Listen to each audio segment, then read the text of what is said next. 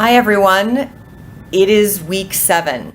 You are 75% of the way through the course, and we are very close to the finish line. Congratulations on all your hard work, and a personal thank you to all of you for turning in those assignments on time and the posts on time and being respectful of others. I know that that has been a challenge probably in other courses, and I really appreciate everyone adhering to those deadlines.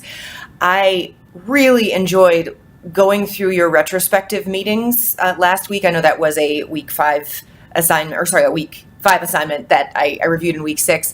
But excellent job, and I hope you got a lot out of that. I would like to say to Caitlin, Matt, and Beebnet, please take a listen to the other team's retro, especially the very first part.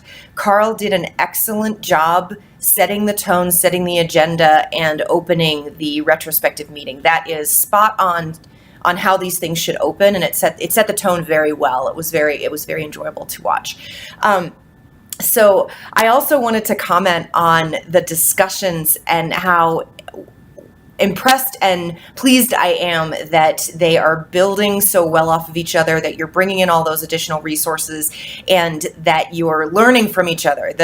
The point of the post is to demonstrate that you have knowledge of the content, but the real learning happens in the discussion, and there's all kinds of theory that goes behind that. But thank you so much for really engaging with each other and learning from one another. We're going to see that apply very well in week 7. One of the challenges of designing this course is that Agile is not a textbook. There really isn't a good textbook out there, and the textbook it gave you is decent. It's the most decent one I found.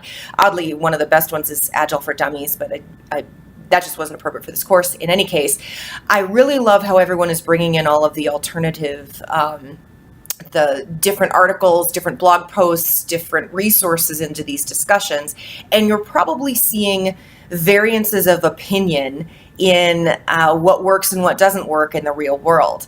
The framers of Agile recognized that things were going to change, so they made their best effort at a set of 4 tenets and 12 principles that would generally guide the process over time.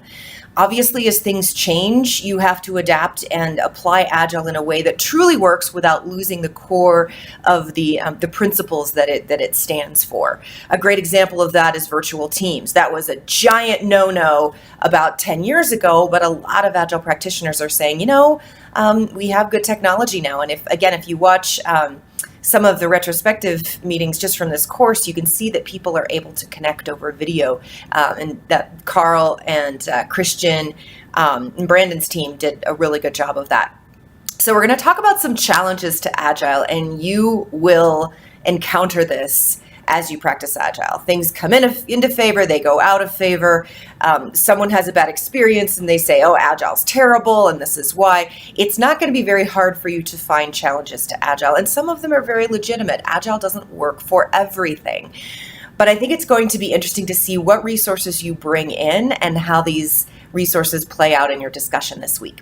So there is no formal submission, and you triple check that, but there's no formal submission for your team this week. It's all about preparing for week 8, which you will have a lot of assignments due in week 8. So keep that in mind. You're going to be turning in your final group presentation, which will include, it's basically going to be, how would you turn this project over to the team that would be implementing your project? So you've created stories, you've sized them, you've done a retrospective meeting, you have all of this information, now you're handing it off to the next team. How would you make sure that they have everything they need to get started? So it's really setting up a great project for the next team.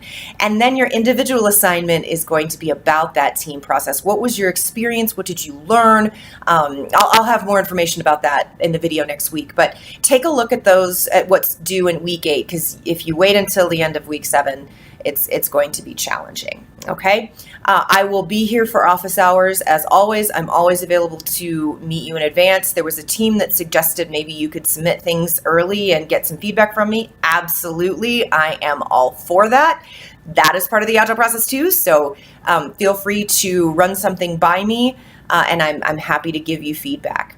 I hope you have a great week, and I look forward to your discussions.